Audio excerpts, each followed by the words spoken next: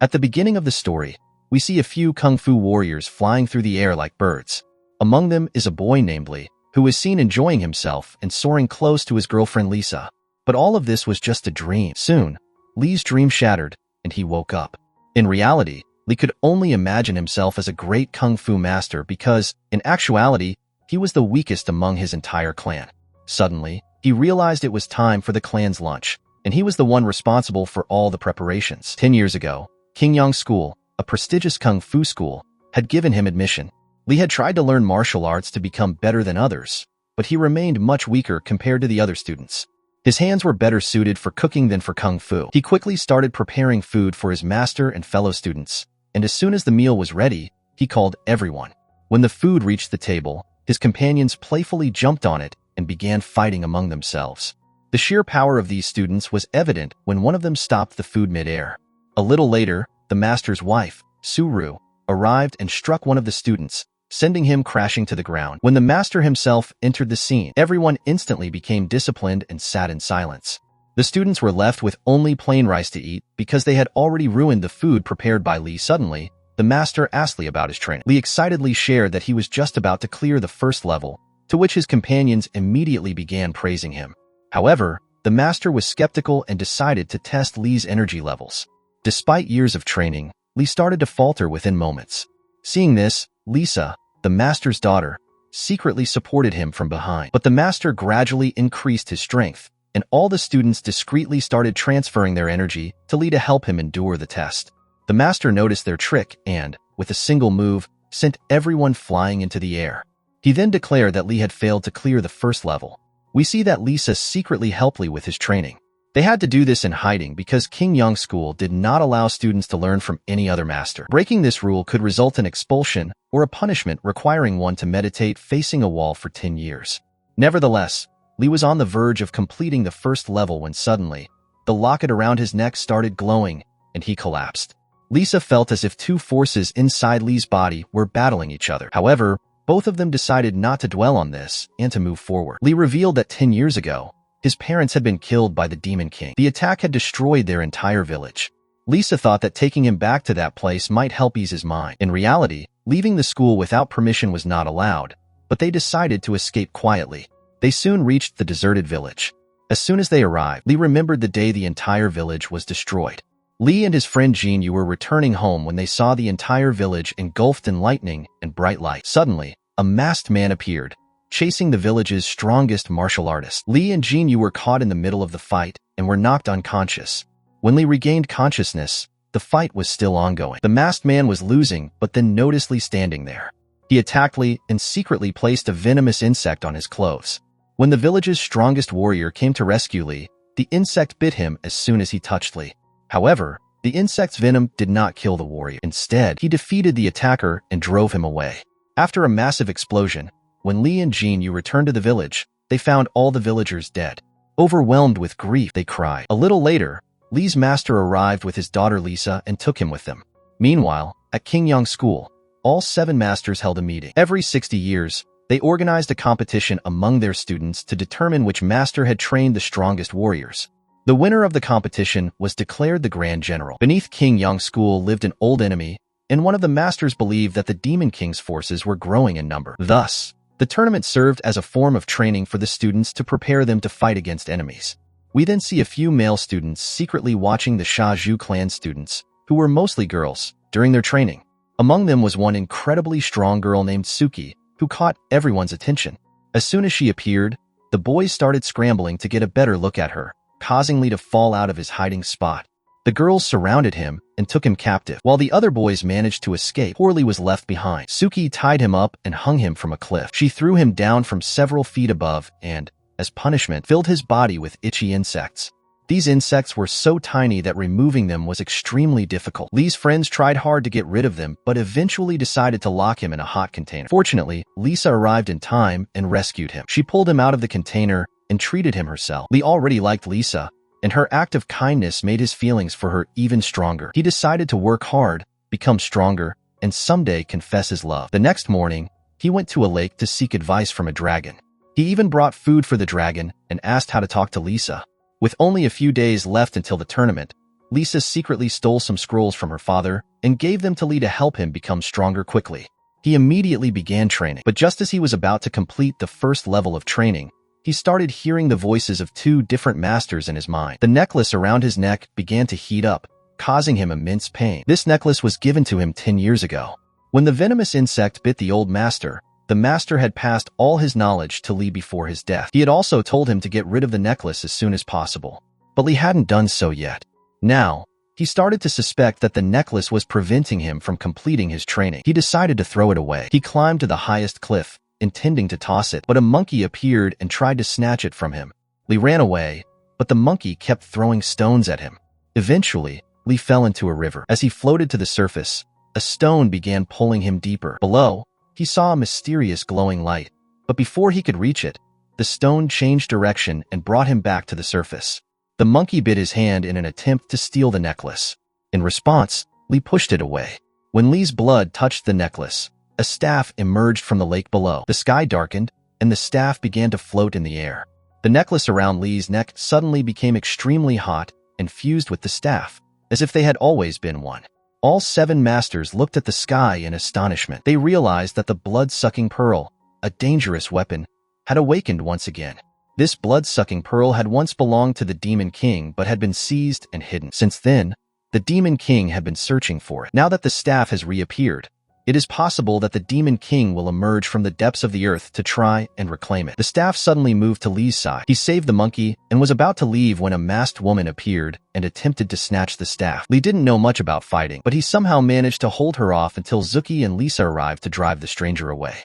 Later, as Lee was explaining everything to Lisa, he noticed the bite mark on his hand had disappeared. That night, the mysterious woman broke into Lee's room again to steal the staff. Trouble started when she tried to leave with it. The staff, somehow bonded to its new owner, refused to part from him. Frustrated, the woman decided to kill Lee to claim the staff. However, the staff protected Lee, knocking the woman unconscious. The next morning, Lee woke up to find the woman in his bed, which frightened him. Confused, he tried to ask her what was going on, but she claimed, "You did everything with me last night. At least give me the staff now." Falling for her trickery, Lee tried to hand over the staff, but it kept returning to him. Frustrated, the woman left without saying a word. Soon, it became apparent that the staff could even communicate with Lee. The next day, students from other masters also arrived at the school as the tournament was about to begin. Among them was Lee's old friend, who had trained under a different master and become a powerful warrior. Upon learning that Lee still hadn't completed his training after 10 years, he mocked him, saying, "Your master must be terrible. He didn't teach you properly." One day, while Lee was doing some work, he saw Yao picking flowers in a field. He shouted at her, "Don't pluck the flowers. They'll feel pain." At that moment, several horse-mounted warriors arrived. Yao pushed Lee down and told him to stay quiet. When he didn't, she kissed him to silence him. After the riders left, Yao started searching for the staff around him. Lee lied, saying, "I left it at home." In response, she slapped him and left. However, the staff appeared on its own to protect Lee, standing firmly by his side.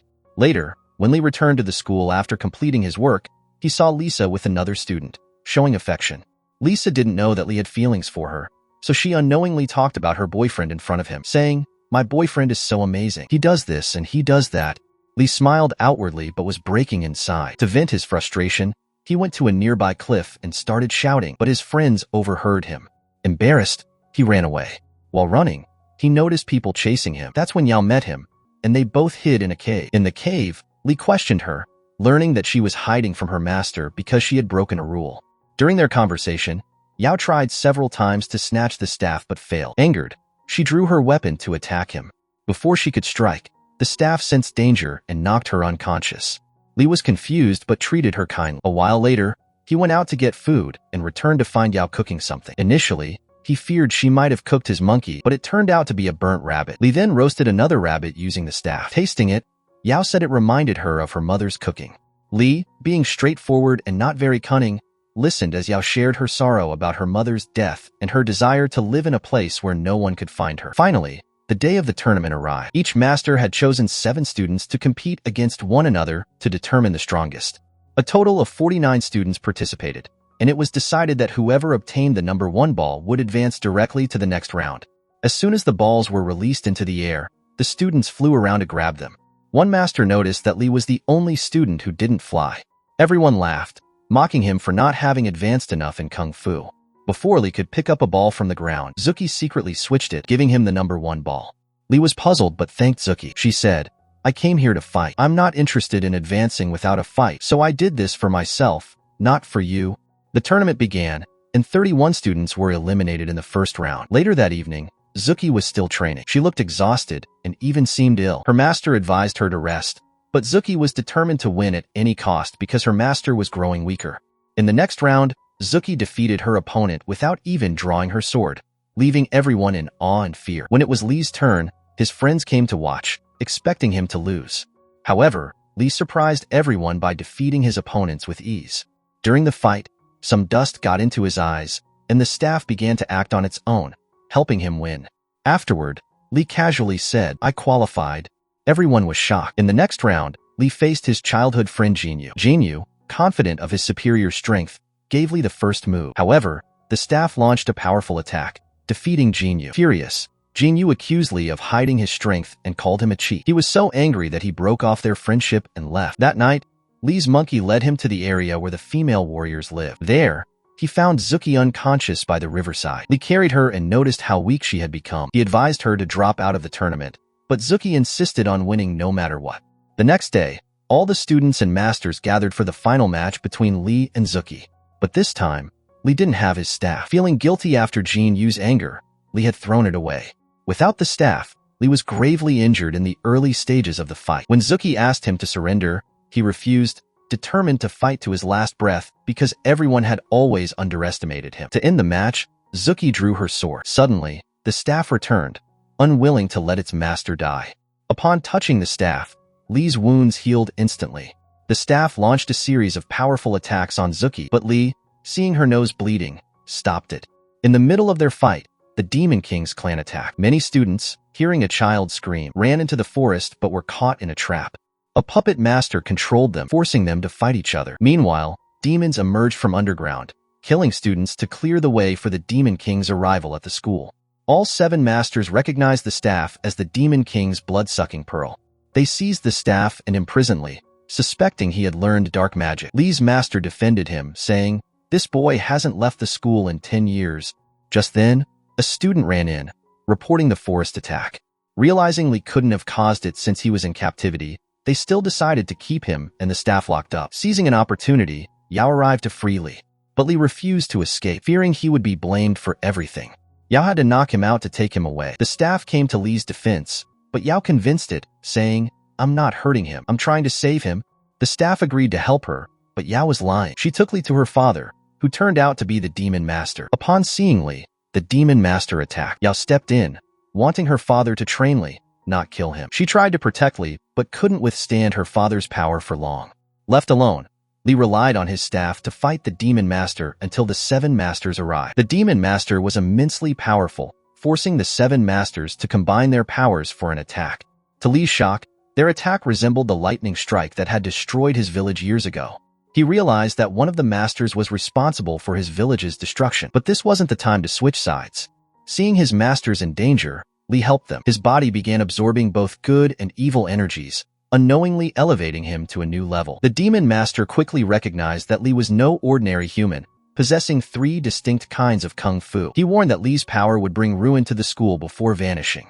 Terrified, the masters decidedly had to be eliminated. Feeling betrayed, Li was ready to destroy them all. Just as he was about to strike a lethal blow against his master, Lisa intervened to save her father but was gravely injured. Lisa, despite her severe injuries, reached out to Li, urging him to recognize himself. Li came to his senses but found Lisa had died. Zuki's master then ordered her to kill Li. Hesitant but bound by her master's orders, Zuki prepared to attack.